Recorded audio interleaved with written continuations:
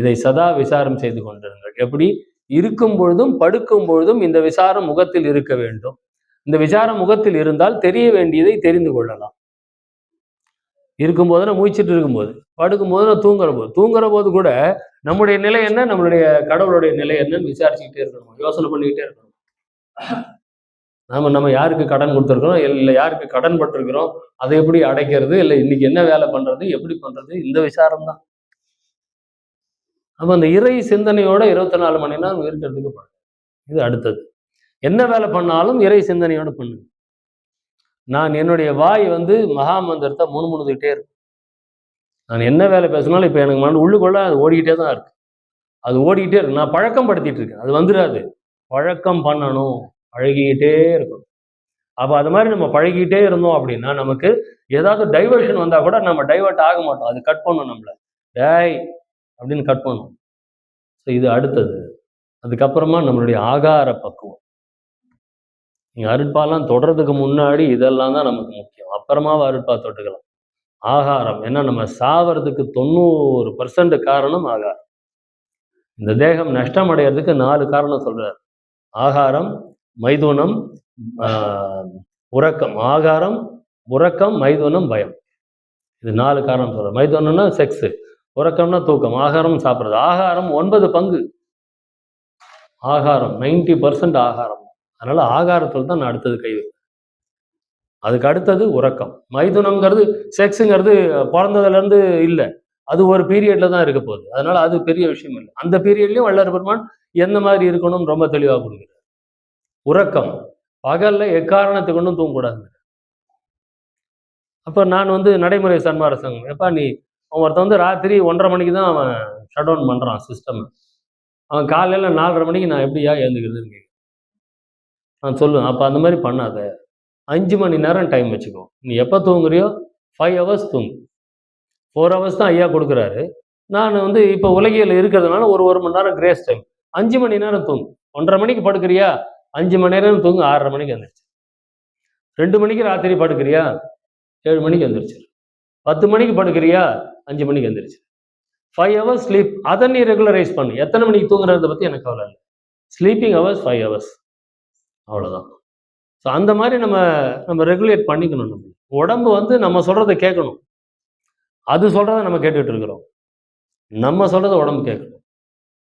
அப்போது அது அடுத்தது ஆகார பக்குவம், உறக்கம், மைதுனம், பயம் பூஜ்யம்ங்கிற.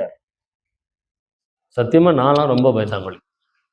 ஏன்னா எங்கள் வீடு ஒரு 200 மீட்டர் நடந்து தான் நான் வீட்டுக்குள்ளார போகணும். கேட்லேருந்து அது 200 மீட்டரும் எங்களுக்கு வெறும் காடு. ஒரு கிரவுண்டு ஃபுல்லாக நான் அவ்வளோ மரம் செடி அவ்வளோ வளர்த்துட்டு இருக்கேன். சலன்னு சத்தம் கேட்டுச்சுன்னா எனக்கு அப்படியே உடம்பெல்லாம், ஏன்னா அவ்வளோ பாம்பு நடவாடின இடம் எங்கள் வீடு. அவ்வளோ பாம்பு, நல்ல பாம்பு, சார பாம்பு, கட்டு விரியன், என்ன வகையான பாம்பு வேணுமோ எங்கள் வீட்டில் பார்க்கலாம். இப்போ தான் சுற்றி வீடு பில்டிங் வந்துருச்சு. அதனால் பில்டிங் கட்டும்போது அவன் கொண்டுக்கிட்டே வந்துட்டு இருக்கிறான். இப்போ தான் இல்லை, அது கூட ஒரு 2 வாரம் முன்னாடி பக்கத்து வீட்டுக்காரங்க, சார் உங்கள் வீட்டில் ஒரு பாம்பு போச்சு சார் அப்படின்னா. ஸோ அந்த மாதிரி அந்த பயம் எனக்கு இன்னும் கூட இருக்கும். சலசலன்னு சத்தம் கேட்டுச்சுன்னா, ஒரு தவக்களை குதிச்சிருக்கும், அது இலை உதிர்ந்து போனதுனால சலசலன்னு சத்தம் கேட்டுச்சுன்னா எனக்கு அப்படியே உடம்பெல்லாம் புல் அரிச்சு போய் நிற்கும். அப்போ அந்த பயம் பூஜ்யம்ங்கிறது இன்னும் எனக்கு வரல. பயத்தோடு தான் இன்னும் வாழ்ந்துட்டு இருக்கேன். நயம்பாடி போனேன் அப்படின்னா அவ்வளோ அலர்ட்டாக தான் நான் நடப்பேன். ஏன்னா எங்கே எது இருக்குமோ தெரியாது, அவ்வளோ அலர்ட்டாக தான் நடப்பேன். ஆனால் அங்கே இருக்கிறவங்க ராத்திரியில் அவங்க பாட்டுக்கு இறங்கி வயலில் நடந்து போயிட்டே இருக்கிறாங்க. ஆனால் அவங்களுக்கு பயமே இல்லை. பழக்கம் அப்படின்றாங்க. இருந்தாலும் என்னதான் பழக்கம் இருந்தாலும் அந்த அமுதா அம்மாவை ஒரு தடவை பாம்பு கடிச்சிருச்சு. கட்டுவிரியன் போட்டுருச்சு. விதி முடிஞ்சதை தான் கட்டுவிரியன் கடிக்கும்னு சொல்லுவாங்க. அவங்கள கட்டுவிரியன் போட்டுடுச்சு. எனக்கு ஃபோனு, நான் இங்கே சென்னையில் இருக்கிறேன், அவங்க அங்கேருந்து எனக்கு ஃபோன் வருது. அது கூட அவங்க ஐயா கிட்ட சொல்லாதன்னு சொல்லிட்டாங்க அவங்க ஹஸ்பண்டுக்கிட்ட. அவர் செஞ்சிக்கு ஹாஸ்பிட்டலுக்கு கூட்டிகிட்டு போயிட்டே இருக்கிறாரு. அவங்க கால் வீங்குது, வாயிலேருந்து நுர வருது, மயக்கம் வந்துருச்சு அவங்களுக்கு. அவங்களுடைய தங்கச்சிக்கு ஃபோன் பண்ணோன்னே அவங்க தங்கச்சி எனக்கு ஃபோன் பண்ணுறாங்க, ஐயா இது மாதிரி அக்காவை பாம்பு கடிச்சிருச்சு. அப்புறமா நான் சொன்னேன், திருவண்ணாமலை கூட்டு போயிடுங்க, இங்கே செஞ்சிலெல்லாம் அதுக்கு வைத்தியம் கிடையாது. திருவண்ணாமலை ஹாஸ்பிட்டல் பாம்பு கடிக்கே ஸ்பெஷலிஸ்ட் ஆகும், திருவண்ணாமலை கூட்டிகிட்டு போயிடுங்க. அவங்கள்ட்ட கொடு ஃபோனை அப்படிங்கிற அமுதா கிட்ட. அமுதா ஐயா அப்படின்றாங்க. பயப்படாத அமுதா, பயந்தேன்னா விஷம் ஏறிடும், பயப்படாமல் இரு, வள்ளல் பெருமான் துணை இருப்பார், உனக்கு ஒன்றும் ஆகாது, பயப்படாமல் இருன்னு. எனக்கு ஒன்றும் ஆகாது ஐயா, நீங்கள் வராதீங்க இப்போ கிளம்பின்றாங்க. ராத்திரி 11 மணி. நீங்கள் இப்போ கிளம்பி வராதீங்க, எனக்கு ஒன்றும் ஆகாதுன்னு தைரியத்தோடு பேசுகிறாங்க. இந்த தைரியத்துக்காக சொல்லுவாங்க. ஒன்றும் ஆகலை, பொழைச்சி வந்துட்டாங்க, ஒன்றும் பிரச்சனை இல்லை. பொழைச்சி வந்ததுக்கப்புறம் அதே வயலில் தான் அப்படியே தான் இறங்கி வேலை செய்கிறாங்க. அதனால் அந்த பயம் அப்படிங்கிறது எனக்கு இன்னும் இருக்குது, அவங்களுக்கு இல்லை. ஸோ அந்த மாதிரி அந்த பயம் பூஜ்யம்ங்கிறார். அப்போ இதை நம்ம வளர்த்துக்கணும். ஆகாரம், உறக்கம், மைதுனம், பயம். இதை நம்ம பண்ணோம்னா தான் உடம்பு நல்லா இருக்கும். இந்த உடம்பு நல்லா இருக்கணும்ன்றத ஞாபகம் வச்சுட்டு அப்புறமாவும் அருட்பா எடுங்க போதும். அந்த அருட்பா எடுக்கும்போது முதல்ல மனுமுறை கண்ட வாசகம் படிங்க. அப்போதான் அந்த உயிரோடைய வேல்யூ தெரியணும். இந்த கண்ணுக்குட்டின்னா அது மட்டம் கிடையாது, அரசலங்குமாரன்னா அது உயர்ந்தது கிடையாதுன்னு மனுமுறை கண்ட வாசகத்தில் கொடுப்பாரு. அதுவும் இல்லாமல் அதுலேயும் ஒரு பக்தியை கொடுப்பாரு. தீரா குறைக்கு தெய்வமே முடிவுன்னு ஒரு வாசகம் இருக்கும். தீரா குறைக்கு தெய்வமே முடிவு. அந்த ராஜாவுக்கு சோழனுக்கு குழந்தை பாக்கியம் இல்லை. எவ்வளோ, அவனுக்கு 60 வருஷம் கழிச்சு அவன் அதை யோசிக்கிறான். 60 வருஷம் கழிச்சு குழந்தை பாக்கியம் இல்லைன்னு யோசிக்கிறான். அப்போ எவ்வளோ ஸ்ட்ராங்காக இருந்திருக்கிறானுங்க அவனுங்கெல்லாம். அப்போ அந்த குழந்தை பாக்கியம் இல்லை, ஆனால் தீரா குறைக்கு தெய்வமே முடிவுங்கிறதுனால நான் உங்கள்கிட்ட வந்து நிற்கிறேன். ஆனால் இது வரைக்கும் நான் வந்து காமியமாக நிஷ்காமியமா உன்னை வழங்கிக்கிட்டு இருந்தேன். அதாவது எந்தவித வேண்டுதல் இல்லாமல், சுயநலம் இல்லாமல் உன்னை வணங்கிட்டு இருந்தேன். இப்போ காமியத்தோட உன்னை வணங்க வந்திருக்கிறேன். அதுக்கு முதல்ல என்னை மன்னிச்சிரு. அது கூட ஏன் நான் இப்போ அது வணங்குறேன்னா, எனக்கு அப்புறமா இந்த நாட்டு ஜனங்களை, மக்களை பாதுகாக்கிறதுக்கு ஒரு ஆள் வேணுமேங்கிறதுக்காக நான் குழந்தை வரம் வேண்டி வந்து நிற்கிறேன். எனக்காக அதை நான் வேண்டலைன்றார். அப்போ அந்த இடத்துல சுயநலம் இல்லாத ஒரு பக்தியை காமிக்கிறார்.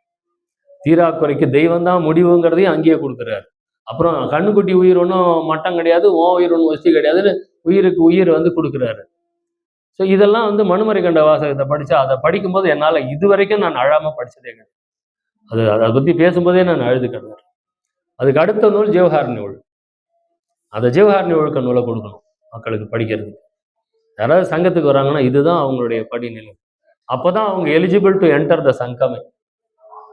அப்போதான் அவங்க எலிஜிபிள். ஜீவகாருண்ய ஒழுக்கத்தை கொடுத்து படிக்க வச்சுட்டு, அங்கே வேலை செய்கிறீங்களா, சமையல் வேலை, பரிமாறுற வேலை, கொண்டு போய் அன்னதானம் பண்ணுற வேலை, அந்த வேலைக்கு நியமனம் பண்ணணும். அந்த வேலையை பண்ணணும். அதுக்கப்புறமா தான் சங்கத்து ஸ்க்ரீனுக்குள்ளே அப்புறமா தான் உள்ளே வரணும். அது வரைக்கும் அவங்க உள்ளே வரக்கூடாது. அதுக்கப்புறமா உள்ளே வந்தாங்கன்னா தான் இந்த சன்மார்க்கம் புரியும். இல்லாட்டி புரியாது. இல்லாட்டி எடுத்த உடனே மேதாவித்தனம் வந்துடும். எல்லாம் படிச்சுட்டு அருட்பா 2 பாட்டு படித்த உடனே மேதாவித்தனம் தான் வந்துடும். அந்த இரக்கமோ அந்த தன்னடக்கமோ வராது. சாப்பாடு கொண்டு போய் அவங்க ஆதரவற்றவர்களுக்கு கொடுக்கும்போது, இவன் இந்த வேளை சாப்பாடு நம்ம கொடுக்குறோமே, போன வேளை அவன் எங்கே சாப்பிட்ருப்பான், இல்லை அடுத்த வேளை அவனுக்கு சாப்பாடு எப்படி கிடைக்கும்? இந்த மாதிரி எவ்வளோ பேர் இருப்பாங்க.